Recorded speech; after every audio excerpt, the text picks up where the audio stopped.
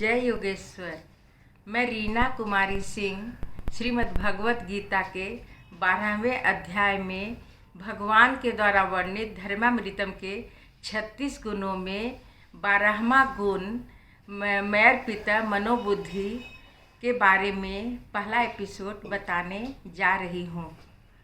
कोई व्यक्ति यदि सब जगह सर झुकाता हो, गधे को भी नमस्कार करता हो, यदि आपको नमस्कार करे तो उसके ऐसा करने से न तो आपके मन में गुदगुदी पैदा होगी और न उसके लिए प्रेम होगा। लेकिन यदि वह किसी के सामने सर न झुकाता हो और आपके सामने सर झुकाए तो स्वाभाविक ही आपके मन में गुदगुदी निर्माण होगी।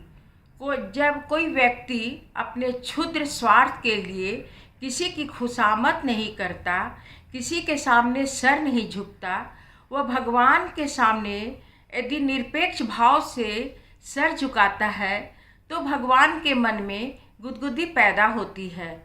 मैं किसी के सामने सर नहीं झुका सकता, ऐसी अस्मिता होनी चाहिए। चित्त को एकाग्र करने, व्यवहार से भगवान को रुचने, अब भगवान के बनने के पश्चात मन भगवान को अर्पित किया जाता है। यूँ तो 24 घंटे भगवान भगवान रटना वाह व्यवहार है, लेकिन चित्त एकाग्रता को बढ़ाना और मन अर्पित करना दो भिन्न बातें हैं। अद्वैत की परिसीमा अर्थात मिल जाना, लीन हो जाना, द्वैत की सीमा यानी परिणित होना। भगवान को मन अर्पित करना अर्थात भगवान स्वयं आकर मन में वास करे। चित्त एकाग्रता से शरीर को भुलाकर मन को मूर्ति का आकार दिया जाता है। इससे चित्त की शुद्धिकरण होता है। लेकिन भगवान मन में आकर कब बसते हैं, कब व्यक्त होते हैं? भगवान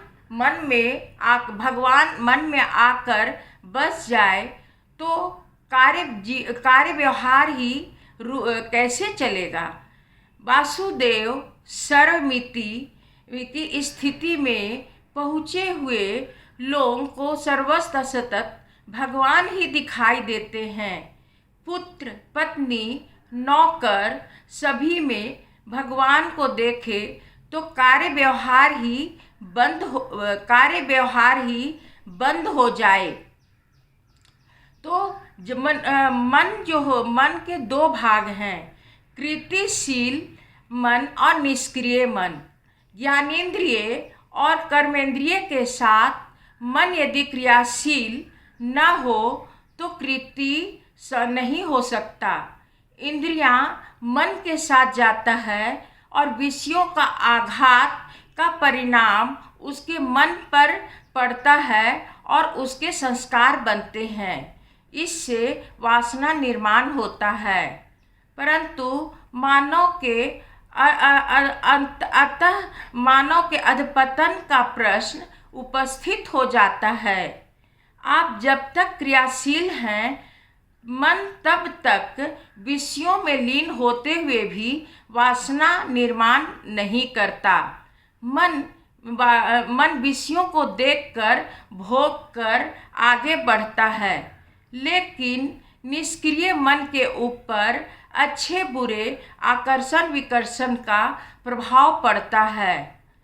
कृतिशील मन के साथ जगत का व्यवहार करते रहने पर भी निष्क्रिय मन से संपर्क तोड़ते रहने से पूर्णतः समाधान संभव होता है। मन के एक और विभाग है, अनुभूत मन। यहाँ जन्मांतर के संस्कार बनते रहते हैं। यह गोदाम के जैसा है। इसको शुद्ध और उन्नत करने के लिए चित्त एकाग्रता आवश्यक है। जब किसी के कृतिशील मन का कार्य शुरू होता है, निष्क्रिय मन विषय संपर्क टूट जाने से संस्कार ग्रहण संस्कार ग्रहण नहीं करता और अनुभूत मन विशुद्ध हो जाता है तो उसके मन में भगवान आकर बैठते हैं और वह उसे भगवान ही कहा जाता है, वह भगवान ही कहलाता है। इसलिए हम भगवान शंकराचार्य, महाप्रभु वल्लभाचार्य, महाप्रभु चैतन्य कहते हैं। ये मिट्टी से सोना और समुद्र में बासमती उगाने के चमत्कार नहीं करते। धन्यवाद। यदि यह धार्मिक धारावाहिक अच्छी लग रही हो तो लाइक और सब्सक्राइब हमेशा करते रहिए। जय योगेश्वर।